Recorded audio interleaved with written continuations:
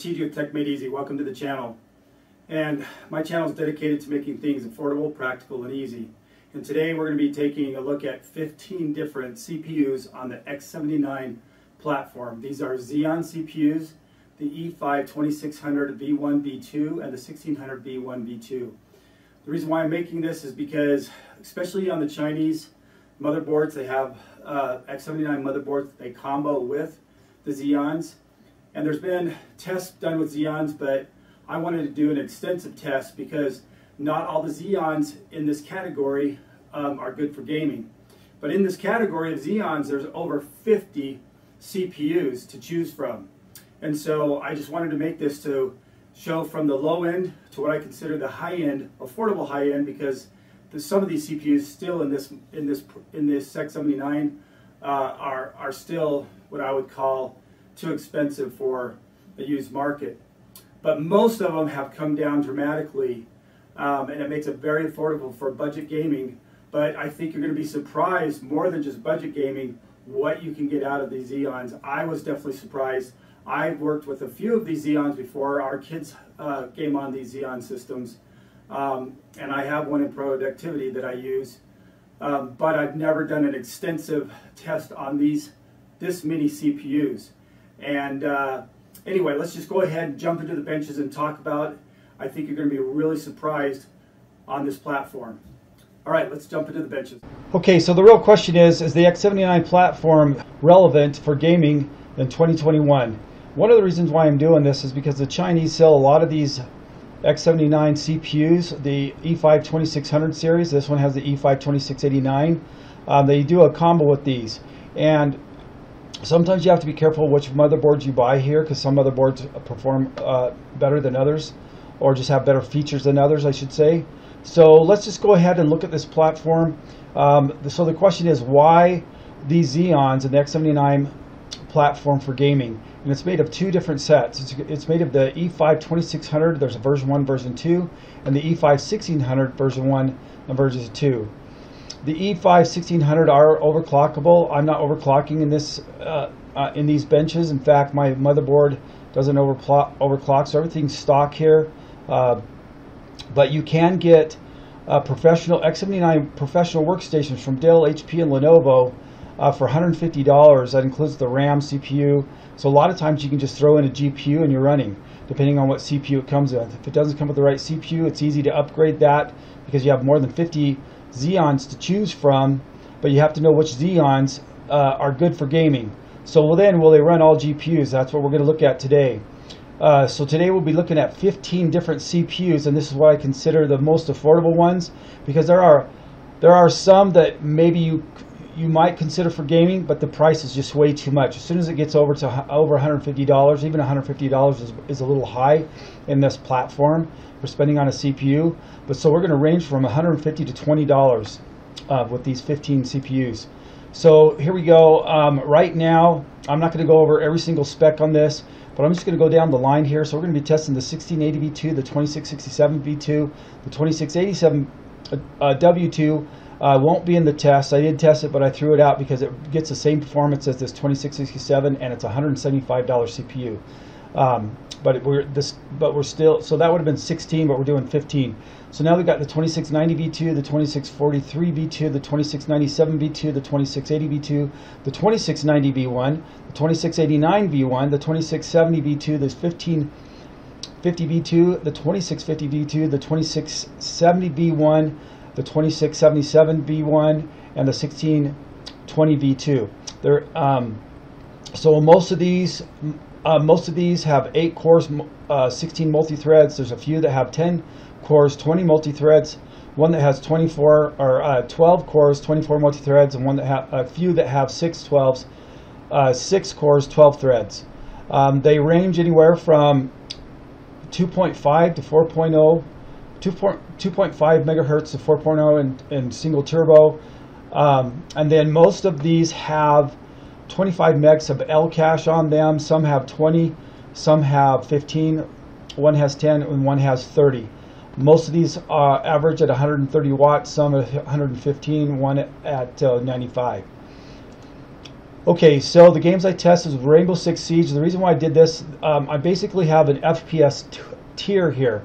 With Rainbow Six Siege, the highest tier, and that would be like, and you could represent CSGO, Apex Legends. Anyway, I had to limit myself to the amount of games that I tested because of how many CPUs I was testing. And so Rainbow Six Siege kind of represents the high end of the CPU frames per second. Then F1 2020 is that mid-high range. Lara Croft Tomb Raider gets into more of your AAA games that are a little bit harder GPU and CPU wise. And the Watchdog Legions fits in the category of the hardest games to play when it comes to the CPU and GPU. So I really wanted a 4-tier system as far as frames per second go. So the games tested, most of the games tested were in ultra high mode, in TAA interlace mode, and DirectX 12. And so I tested the games with their built-in benches for consistency. And then I used the RTX 2080. If I had a 3080, I would have done that. But the reason why I'm doing this is I wanted to push the CPUs to their limit, and not be bottlenecking a card. So that's why I did the 2080 Ti. Is I just wanted this. I wouldn't always recommend every single CPU that we're going to be testing to run with a 2080 Ti or 3080 or an RTX 3080. But I really wanted to push the CPUs and see their different performances. So the workstation I'm using is a $150 professional workstation, and I'll go over which workstation I'm using in the end. 16 gigs of RAM, 1600 megahertz of DDR3 ECC RAM, 1 terabyte SSD drive for the games, and then again 15 X79 CPUs. There's a lot of information in this video, so I have to go fast to keep it as short as I can. So we're going to go ahead and look at the benches on these. So let's look at Rainbow Six Siege first. So I'm not going to go over every single number because there's too many, but in 1080p ultra high mode you're looking at 336, and by the way, the 1682, you're going to see that this is the best performing out of all. Spoiler alert, but you'll see them in the graphs. But it's also the most expensive one. So then we're at 336 frames per second all the way down to 222. And again, this is one of the $20 CPUs. Look at this other $20 CPU next to it, though. One thing I will say, you might want to pay attention to the 2670 V2 and the 2689. This 2670 V2 is a $65 CPU. The 2689 version 1 is a $27 CPU. And then these others right here, this is 115 on the 2667, 115. Then you got this 2690 V2, it's a $90 CPU. Anyway, so I maybe pay attention to those as we go along. Again, we're at, and then the taller light blue bars are the averages, and then the shorter bars, the dark blue bars, are the 1% lows, and that's going to be throughout these different graphs that we're going to see. So if you see the low numbers, those are the 1% lows. I don't really have them highlighted up here what they are. So again, at 1080p, we're looking at 336 frames per second down to 222. Look at 2K. And this is the thing I want to really stress here when we're doing this, is look at the 2K and the 4K performances. We're at 312 down to 260 frames per second on our $20 CPU. And then again on the 4K, we're at 262 frames per second all the way down to 188 frames per second. And again, I'm not going over these, so you may want to pause and just look at the different performances of each CPU. Let's go to F1 2020. We're starting at 178 frames per second all the way down to 128 frames per second. 2K mode, and this is the thing you're going to find out. We're not going to be that far off from 2K from 1080p to 1440p. We're at 166 frames per second down to 124 frames per second in 2K here on F1 2020. In 4K mode, we're at 113, and then everything is averaging out about 103, 102 for the rest of them in 4K. And this is what I mean. I was hoping not to bottleneck the card, but that's obviously what's going on here. The GPU is getting bottlenecked here. This CPU was able to take a little bit of performance, gain a little bit of performance out of that GPU. So now, Shadow of the Tomb Raider, we're looking at 1080p, 118 to 81 frames per second. Again, I would pause and look at these. 2K mode, 112 down to 79 frames per second.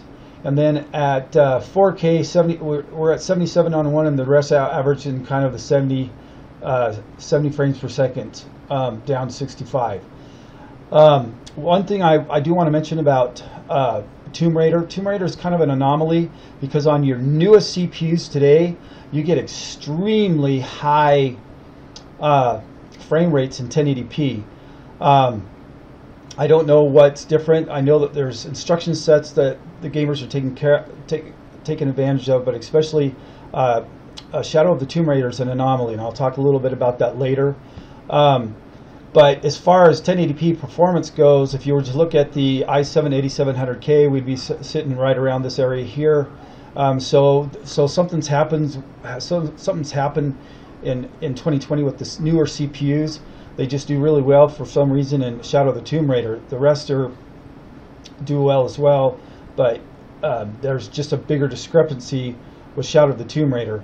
So now let's look at Watchdog Legions. Watchdog Legions, we've got 97, 93, all the way down to 60 frames per second in 1080p high. Watchdog Legions is the only game that I did in high mode, and the reason why is because it's such a demanding game on the GPU. I didn't want to bottleneck the GPU too much because I wanted to show performance differences between the CPUs, and so I chose this one to do high mode instead of ultra. But we will be doing some other tests with Watchdog Legions in ultra high mode. But we're looking at, again, look at the 2K. You get almost the same performance in 2K as you do in 1080p. And then 4K, we're all in the, with the exception of, again, this 1280V2, very high, and then we're in the high 60s and clear down to the low 60s in 4K. Now, the one thing is we are going to be doing some comparisons with a i9 10900K and the AMD R9. So let's go back to Tomb Raider here, and let's just talk about this 4K. So again, the GPU was bottlenecking at 4K, so I wanted to check a resolution out in 4K where we maybe didn't have as much bottlenecking. And so what I did is I went ahead. I'm going to run this. I'm going to run again Shadow of the Tomb Raider in 4K mode, but 4K high. The first one I do is with the default high, and then the second one what I do is I turn down the shadow quality to low, and then I turn off motion blur and screen space reflection, turn those to off in the second pass, and then the third pass I'll show you the results with DLSS on. So let's look at those numbers real quick. So with the high defaults, the blue is the high defaults, and basically almost the same across the board. But once we put in my custom settings, then we start to see a little bit of a difference. Went from 95 and the rest are 91, 91, 89. Now what I want you to pay attention to here is that this 2670 is a $20 CPU. This 2689 is a $27 CPU, and it's almost performing the same as this $115 CPU. So then with DLSS on, I've got 101, then 95, 95, 91. So you can start to see a little bit of performance difference in these CPUs once I start changing some of the defaults. So like I said, we're going to do some comparisons here against the R9 3950X, which is a 12-core 24 multi-thread with a base clock of 3.8 and turbo 4.6. It's a $730 CPU. That's the lowest you could find it, so you could pay up to $850. Then the Intel i9 10900K, 10-core, 20 multi-core threads, 3.9 base gigahertz, 5.3 all-core, and then $460 is the lowest I could find it, but you're going to pay $460 into the 500 range, maybe in the 600. So then again, we're going to compare those against these Intel Xeons X79. Now we're not going to compare them against all of them. I've just selected a handful to compare them against. And what I did is I don't have these CPUs here, systems, and so I went on and used Hardware Unboxed, and to find all of the comparisons I need, I actually found 3 different videos to get my comparisons. And then there's some other YouTubers benchmarks that I compare as well. So let's look at those comparisons real quick. Okay, so let's go ahead now and look at the comparisons here. The green is Hardware Unboxed, and they're running oh, I made a mistake here, I'm sorry. This is the 3950X. I have it right on the others. Here's a 3950X, 3950X. So that's wrong there. But the green is Hardware Unboxed. And again, there's a biggest discrepancy in 1080p, which I'll explain why that is later. And now we look at the 2K mode, and we're coming closer to the performance of this 3650X. Now look at 4K. Now we're starting to do a little better, not a lot. But now let's look at Rainbow Six Siege. Now, all the games in this platform, basically, if you're going to compare them against the latest, best CPUs on the market, they're not going to have the same. They're not going to have as high as 1080p gaming, but they're still going to perform really decent. But they're not going to get that edge that the new CPUs have. But when we start looking at 4K or 2K and 4K, then there's a difference. And just take a look at the price here. We've got this 3950X is a $750 CPU. The 2667 V2 is a $115 CPU. 2690 V2 is a $90 CPU. The 2670 V2 is a $65 CPU. And look, this 2689 V1 is a $27 CPU. And look at the performance that we're getting in 2K. Then we go over here and look at the performance we're getting in 4K. Now there is a reason why there's a discrepancy, and I will go over that in the next couple of slides. And then in F1 2020, again, we're not getting quite the performance as these latest and greatest, most powerful CPUs, but we're still getting decent performance in 1080p Ultra. Now look at again the 2K, and this is what was amazing to me is, as we go along, we're going to find that the 2K and 4K performance with these CPUs is just incredible. So let's go ahead and move on. So what I did is, because I was limited in the amount of, because I only did 4 games, I decided I wanted to test basically 3 more games in ultra high mode that we could compare these CPUs in 2K and 4K. So Watchdog Legions in 1440p ultra high mode. Look, the purple is Hardware Unboxed, their 3950X CPU. This next one is the 2667 CPU. The grays are the 1% lows, and this darker blue is the 1680 V2. And look at the performance difference that we start to get in 2K. Don't ask me why. Actually, I do know a little bit. I will talk a little bit why these CPUs are outperforming the AMDs a little bit later. But look at 4K, and then of course we have Tomb Raider here, and we already saw some discrepancies there that we'll talk about. Now look at 2K or look at 4K with Lara Croft Tomb Raider. Now we're starting to get ahead of the 3950X. Now let's look at the 2K in Assassin's Creed Odyssey. Again, look at the performance here. Our 1% lows.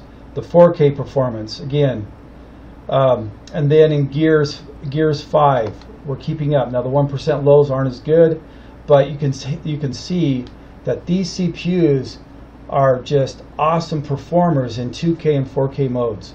So now let's just talk about a little bit why we don't have quite the performance in some of these, especially Tomb Raider.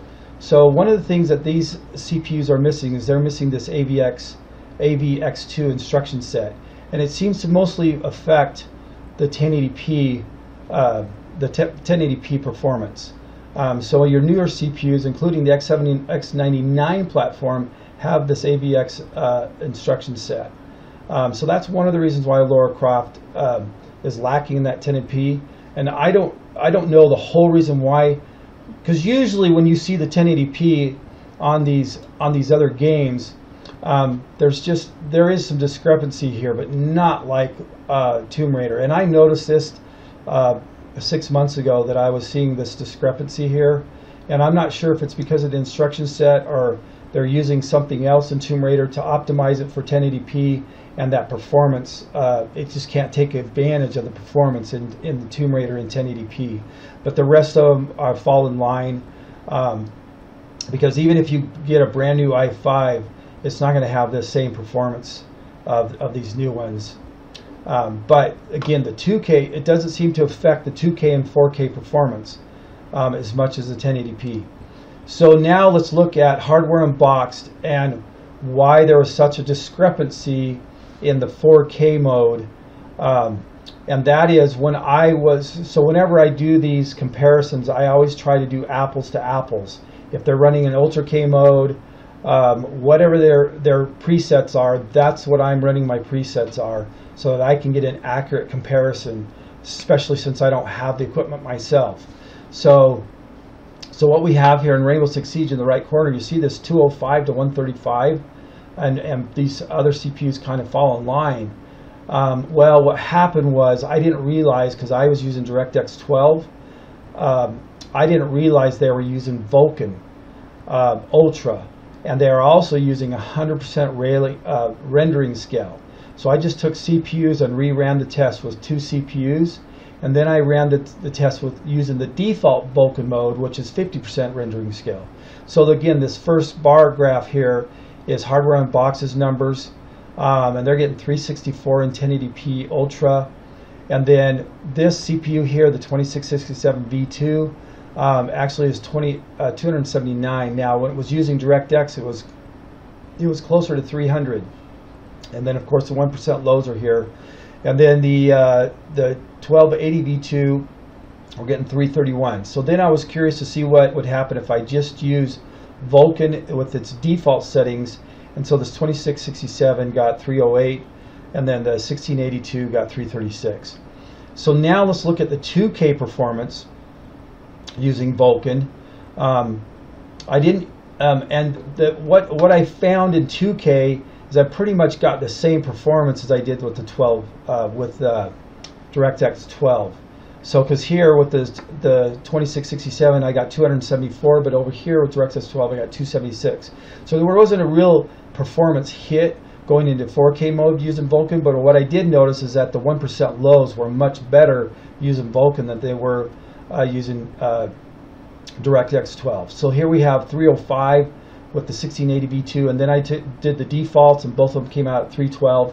But then in 2K, you can just see it's still outperforming, but not by this huge margin with the 12. So now we have 153, 169, and then again over here I just did the default Vulkan mode in ultra high 4K, and we got great performance here in 4K mode with Rainbow Six Siege. It'd be interesting to run 4K mode with all those other CPUs, because look at the difference here in the performance. This 205 with DirectX 12, this is this 2667, but in Vulkan with the default it was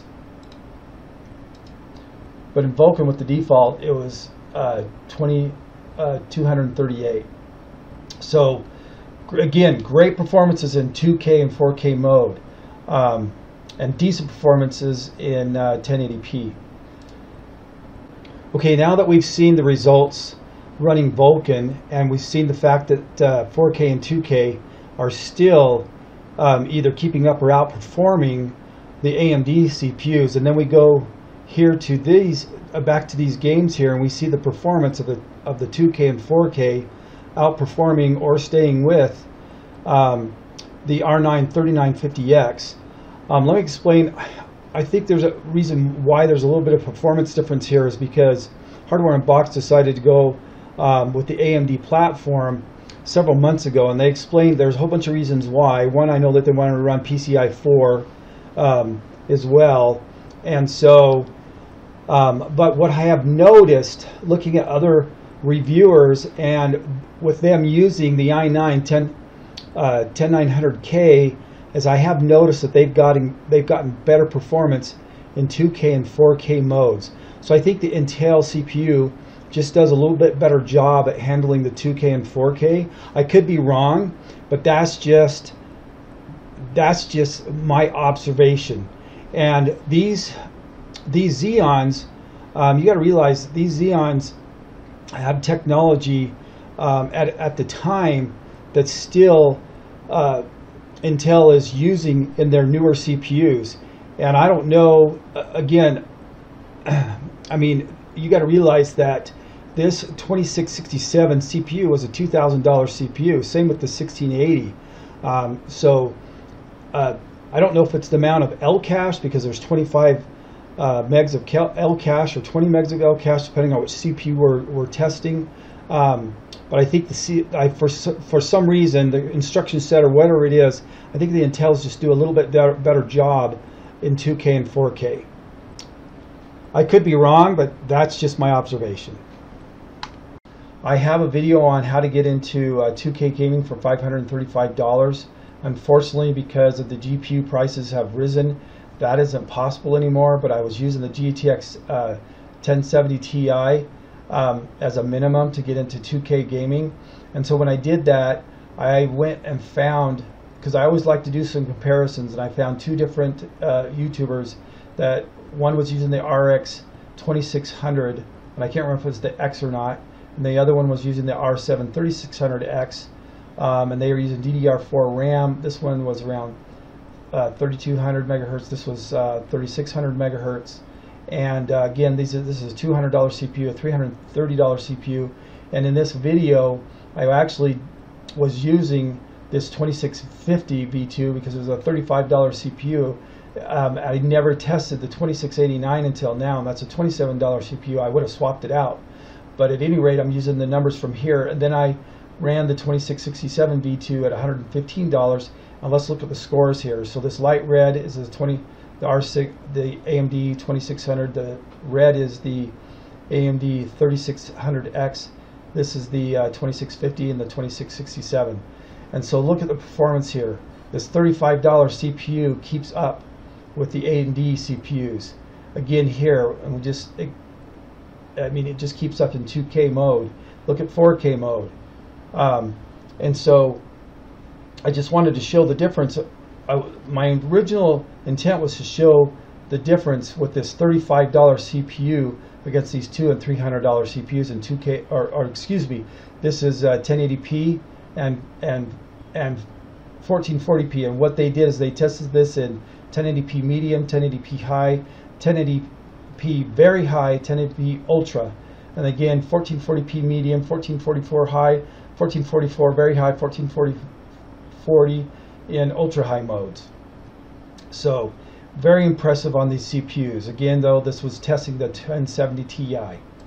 So now what I did is I went out and I found a guy that was using the i9 10900K all stock, the chip and the 1080 Ti. And so again, his i9 900K is a $460 CPU. I tested against this 2667 V2. It's a $115 CPU, and look at our results here. And what he did, he was testing different modes in 1440p.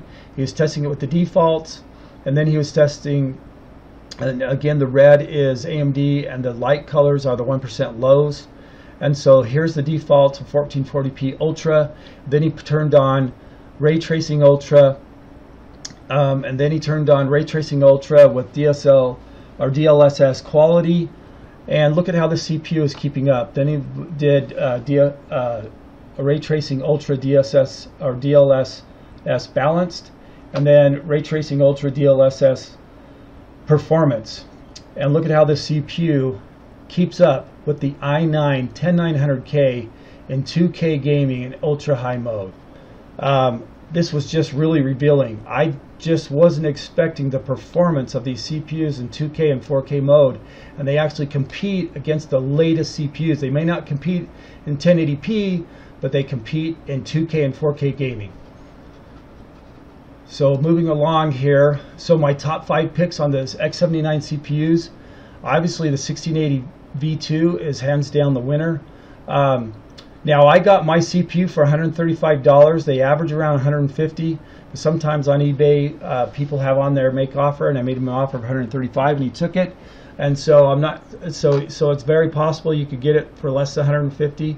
But we're talking 8 cores, 16 multi-cores, a base clock of 3.3, a turbo of 3.9. I think the all turbo is around 3.6, 3.7.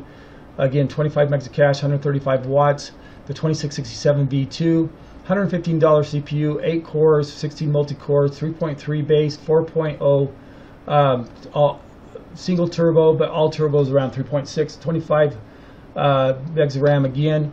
The 2689 or the 2690 V2 is a $90 CPU, 10 cores, 20 multi-cores.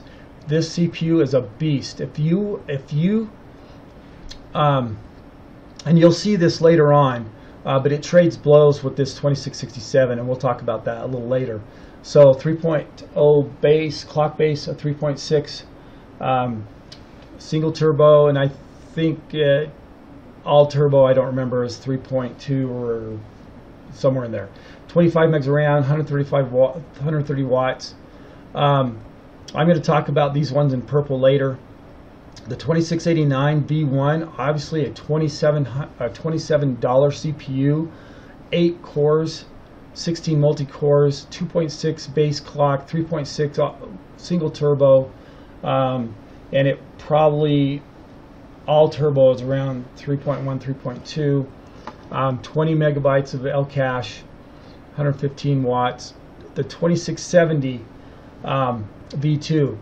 $65, 10 cores, 20 multi-cores, 2.6 base, 3.3 turbo. Now this one surprised me because I think the all turbo is like around 2.9, between 2.9 and 3, and so I did not expect the performance out of this CPU that I expected. I mean, it performs better obviously than this 2689, but I just didn't think that it would perform as good as it does. Sometimes it keeps right up with these my top 3 up here. So great performer. 25 megs of L3 cache, 115 watts. So these are great CPUs. Now, if you notice when you're looking at the charts, you did see that sometimes this one got some high frames, but the 1% lows a lot of times were really bad with this one. And so, and me personally, I prefer to use an 8 core or more in today's with today's PCs, just because everything's so more demanding. The games are actually taking more advantage of more cores, not all of them, but I just feel like you'll have better performance overall in Windows the more cores you have. Let's go to these charts real quick. You can see right here the 26 V2s, it's $65. But see how it pops up here on these charts. I was not expecting that. And so, and next to it is the 2689 for $27. So I know it's a little bit bigger jump going from 27 to 65, but this $65 CPU, if you're really on a budget but you have a little bit of wiggle room on the CPU, this would be a great overall CPU that you could buy and game and have a great gaming experience in all these different modes. And I mean, look at this in 4K, how it pops up over here. And so it just really surprised me. That was kind of the 2689 and the 2670 V2 were kind of my surprise CPUs. So really quick, I want to just talk about the 2690 V2 and the 2667. They trade blows a lot in gaming. Look down here at F1 2020. Again, they're trading blows. Look at here in the 1080p. The 4K is everything's steady. So the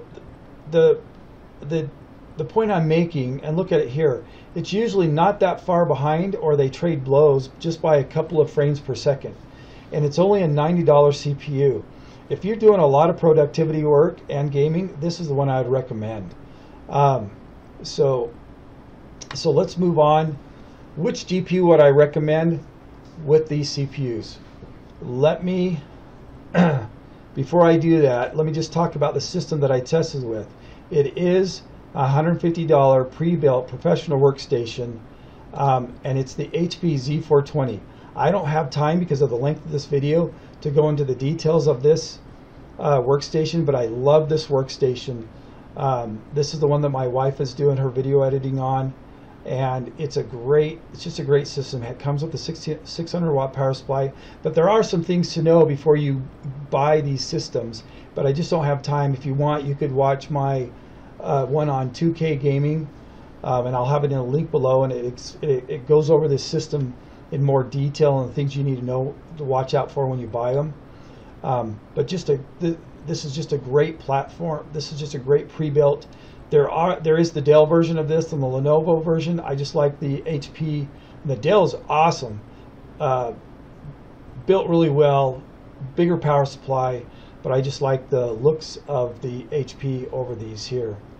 And I like the fact that the HP has the CD-ROM where you can not a side load. Again, here are these combos that were at the beginning of the screen. Let's just look at if you were to buy these combos and put it together. So basically with the Z420, I have this $150 mark, but a lot of times you're going to have to buy the CPU and a hard drive. You may have to buy some other cables sometimes depending on what you're going to put in it. As far as the GPU goes, there's a fan that you can put in here in the case to help it stay a little cooler depending on which GPU you have. And again, I don't have time to go into detail on this because of how long the video is. And this just shows if you're going to buy all of these units, this Chinese board separately, then in the combo you're about $365. We're down here, if you buy it in the combo, you're $313. So that's why I like buying this system here, because I don't have to put anything together.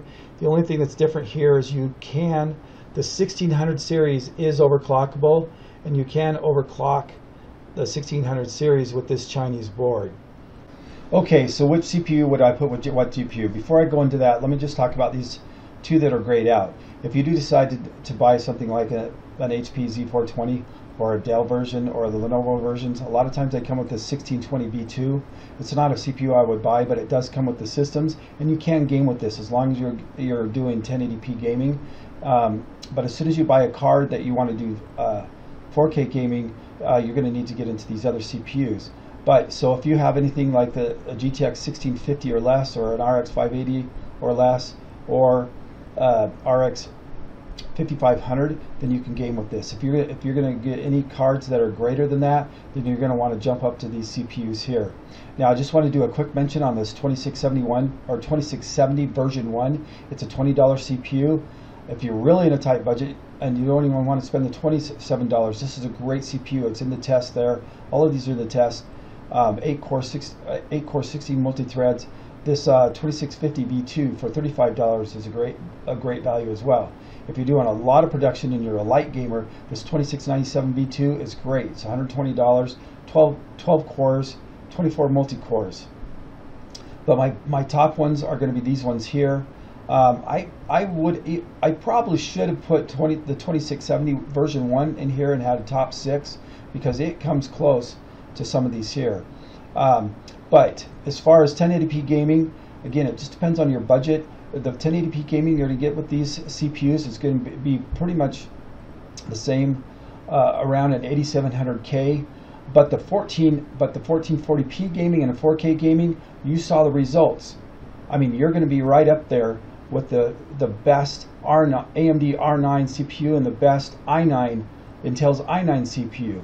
So, man, if you're planning on doing 2K and 4K gaming, then it just depends on your budget here, what you want to spend. Obviously, you're going to get your best performance out of this 1680 V2, and maybe you get the $27 one and upgrade later. Or my all-around one would be the $65 or the $90 one. 10 cores, 20 multi-cores would be great performance all the way around. So let's just look real quick here at the result of the 20. So if we go over to 1080, the Rainbow Six Siege 1080p Ultra, go down, we're going to look at the 2670 V1. Look at that. Again, it's not the best performer out of all these, but it's a $20 CPU and it's keeping up. Look at the 2K. Look at the 2K results. Look at the 4K results. The 4K results. So it's just a great CPU if you're on a super budget. But if you can afford the $27 or the $65 one, that's awesome.